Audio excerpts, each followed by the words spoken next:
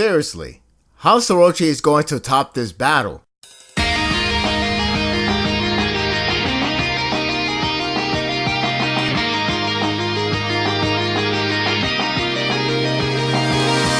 A man can shed a tear once in a while, not from sadness, but from hope. I have been aching for a good war arc in Shonen for a long time, let alone the final arc. Usually, I can only hope the anime will make it better because the manga was so lackluster. In here, I don't beg the anime to save it. I simply ask to show it to the world. This magnificent chapter left me in tears. You know how you see in an anime when a person cries because there's a new hope and they can finally break the curse?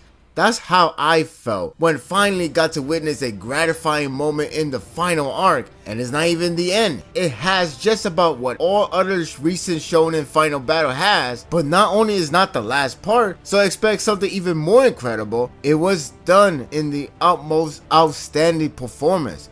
It's all I wanted. How hard is it to ask for that? The fight against Ensho overachieved my expectation. It's not only so thrilling and downright intense battle yet, but it also captures the spirit of the series perfectly when it comes to the action sequence. It's vintage Gintama, yet it continues to leave with great satisfaction. What's even greater is that majority of the battle climax are unique to his own. You don't see every battle trying to copy Takasugi vs Gintoki climax or any other battle beforehand. Everything always feels different. I'm amazed on how Sorochi can keep it fresh. This chapter is essentially the final standoff, and it was excellent. I was sure that Ensho was done back in the last chapter, but again, this is a villain that can't admit defeat, and that just shows you how terrifying foe he is.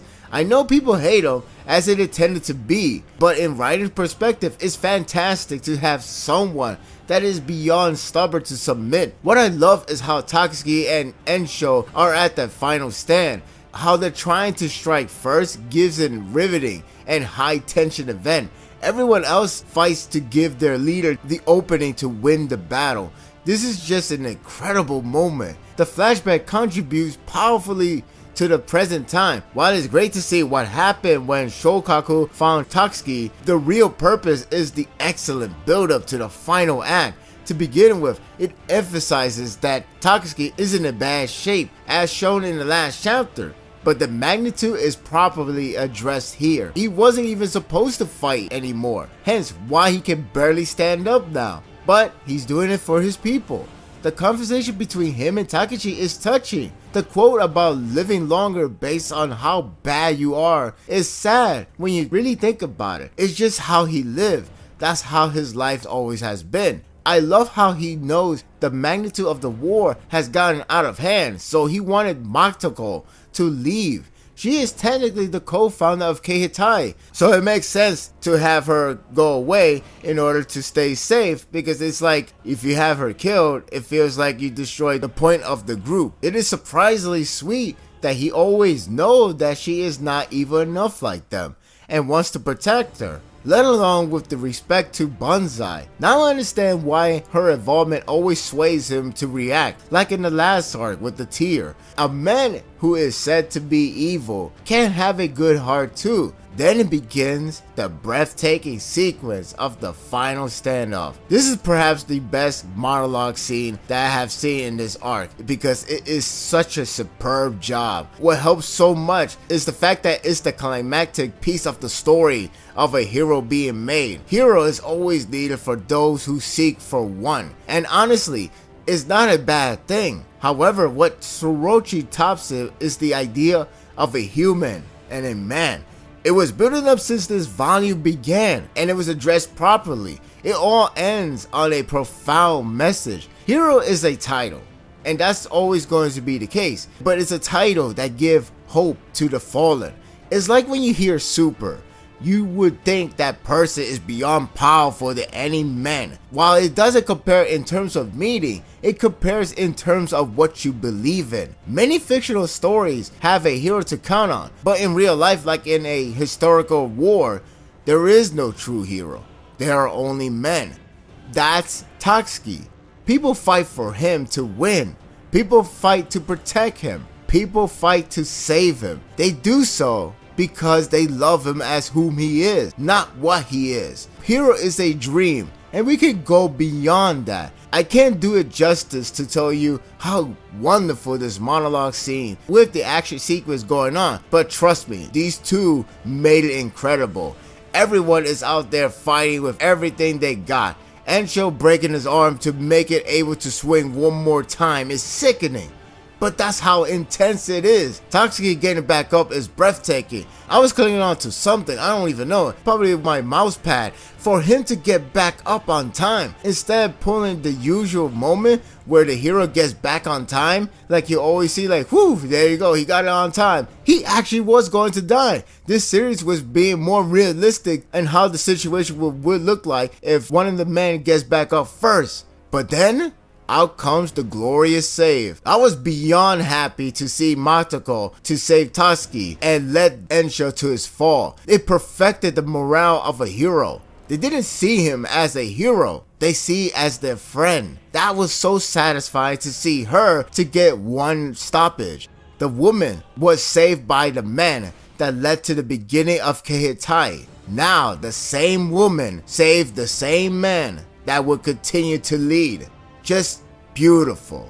The break must have given a lot of time for Sorochi to create this wonderful presentation. While I was heavily impressed with the last chapter, I'm astounded with this one due to the great mix of monologue and the sequence. It's gratifying to the max. The double page spread is picture perfect. It's a rare moment of how a rarity use of double page can make the moment twice as epic. You don't really see that much in this series, but when it happens, it feels magnificent. Tatsuki cutting down Ensho is like looking at a masterpiece being displayed.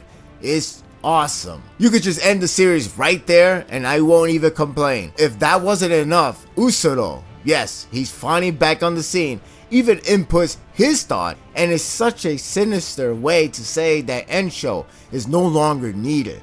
It's the perfect segue to one last set piece, the end of Ensho. He's not dead, but that devastating blow along with his left arm getting cut off is the last step before entering his demise. Unless he can start fighting with his feet, it is over. This is the end of the line. What a fight. What else could I say? It's really hard not to be highly impressed without looking like a complete fanboy. Can you blame me? This is something I have been waiting for years and years. I have been disappointed with other series handling the final arcs, whether it's the war arc or just the finale. Sometimes they just do something way over the top or something that just doesn't belong to his own nature. Here, everything is what I love. It's an outstanding climactic piece of a battle that is going to be really hard to top it. But I believe in the gorilla.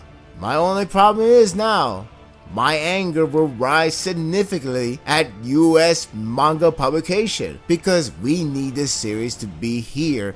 People must read this. People must own this. Isn't it obvious at this point? I'm giving this chapter a 10.